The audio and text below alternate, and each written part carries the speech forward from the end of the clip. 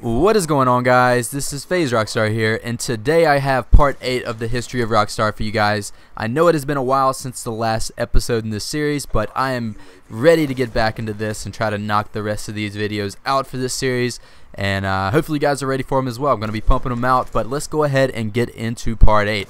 But part 7 left off, I kind of went back a little bit to talk about the 2v2 tourney I did with D-Treats.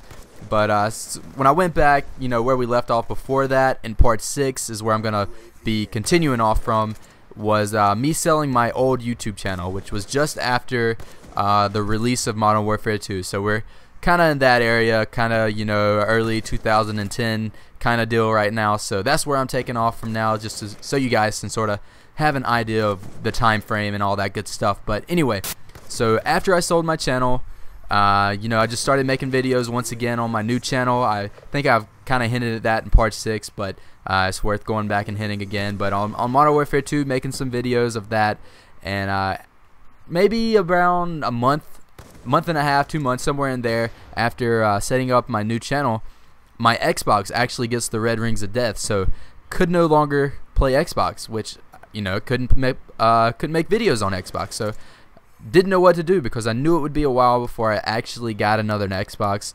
So basically what I did was actually switch over to PS3 for a bit, because my sister actually had a PlayStation 3, and we had it set up to where both of us could go play it anytime we wanted. So basically I just moved all my stuff that I recorded with to the PlayStation 3 and just started playing on the PlayStation 3, and started making videos on that. And I actually got into competitive sniping. Like, as soon as I announced that I was going to be playing PlayStation 3 for a little while, Exile Sniping actually contacted me and asked me to join the competitive sniping team for Exile on PS3. So I accepted, and my gamer tag was Exile Rockst4r. You had the little underscore on the PS3, but I only played like 1 or 2 matches with them. I don't know why I didn't play more than that, but mainly I just sort of did the same thing I was doing on Xbox. I made a few friends on PlayStation 3 and played with those guys quite a bit. Playing some Search and Destroy was a big thing back then. No trick shots for me, though. I was just straight going for like clips and all kinds of stuff in Search, but had a lot of fun actually playing PlayStation 3. The only thing was that I didn't really have a mic. I had the little earpiece thing, but it did not work too much, so I didn't use it quite often. But other than that, I really enjoyed playing PlayStation 3, but didn't take me too long to actually get my Xbox back, because I was dying to get back on Xbox. That was just sort of where I felt more comfortable playing. So I'd say it was probably around 6 months before I actually did end up getting another Xbox. I ended up buying the arcade edition. That was the cheapest one. So I got that, and I was back on Xbox, ready to go again. And this was probably around the summer of 2010 now. And I was getting back into the YouTube stuff. By now I was already bored of Modern Warfare 2, so I was basically already back on COD 4. That's what most people were doing anyway. And that was my favorite game out of all the other games that had already been out. But basically I was back on COD 4, waiting for Black Ops, the first Black Ops, to come out. So I didn't make too many videos, to be honest. I was just sort of playing here and there, because I was busy with baseball, and I had senior year coming up that year. This was the beginning, or the 2010, August 2010 was whenever I started my senior year, so I was excited for that. But basically it was just sort of waiting for Black Ops to come out.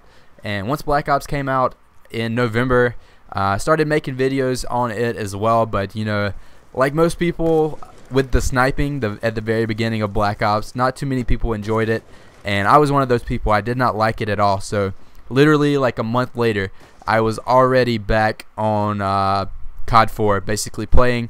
And even I was kind of busy with school and stuff, so still I wasn't making too many videos. And I did not really start making videos again until Christmas break. This is when I finally had a lot of time to play. I had a bunch of free time since I was out of school.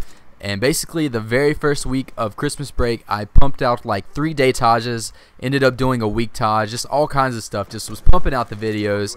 And this is when Hardcore Headquarters was pretty huge, so like every video is like Hardcore Headquarters mixed in with a few other things. But this was a lot of fun, and I actually hit like some crazy stuff during this week. Like I hit my absolute favorite clip on any game in this week. So just all kinds of stuff that I was able to do somehow. But definitely go back and check those out. They're still up on my Big Frickin' Cecil channel. I will leave a link in the description. Hopefully the link will work for you guys. But definitely go check those out. A lot of crazy stuff for way back in the day, back in 2010. But you know, basically I was making those videos waiting for Christmas, because that Christmas I was getting an HD TV, and I already had a PVR, so all I was waiting on was the actual TV, so I would be able to, you know, actually play in HD. And as soon as I got it, I started making, you know, I sort of continued with the Daytage stuff up until after New Year's, and whenever I started back in school. So those are all still on my channel, so definitely go check those out on the Big Frickin' Cecil channel. And yeah, once again, I will leave a link in the description. But you know, since I was recording in HD, I figured why not try and get one of my videos, like another montage, up on another big community channel. So that's basically what I started trying to do. I started recording for another big montage, and I was going to try and get on Hazard Cinema. You know, Hazard Cinema is the big community channel now. Top Notch had pretty much died down. They were uploading a lot of Battlefield stuff, so Hazard Cinema was the next big thing. And you know, a lot of people were getting their videos uploaded, and you know, the main thing that they wanted was like good quality, all kinds of stuff, no dazzle stuff. So you had to have, basically had to have a PVR to be able to record. So now that I had that, that's what I was aiming for.